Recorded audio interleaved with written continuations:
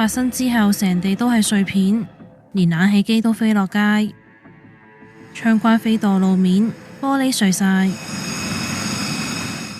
仲有窗關跌喺大廈對開嘅兒童遊樂場。爆炸發生嘅單位，玻璃窗搖搖欲墜，消防用手捉實，以免跌落地。現場係藍田興田村美田樓。警方星期一下晝3點幾接報，話呢度一個單位發生爆炸。哇，好勁啊！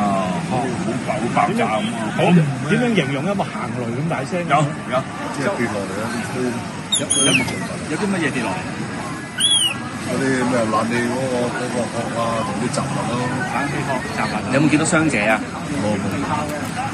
嗰陣時下低嗰度坐住有10幾人。10幾人嘅都，傷唔到人先執到㗎啦。據了解，爆炸發生之前，有街坊就話聞到異味，煤氣公司之後到場了解。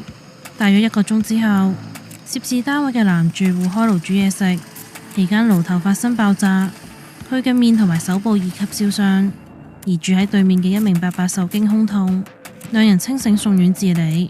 另外，街上面一名女途人俾爆炸嘅碎片界傷手指，救護員即場幫佢包紮，現場最少70個人需要疏散。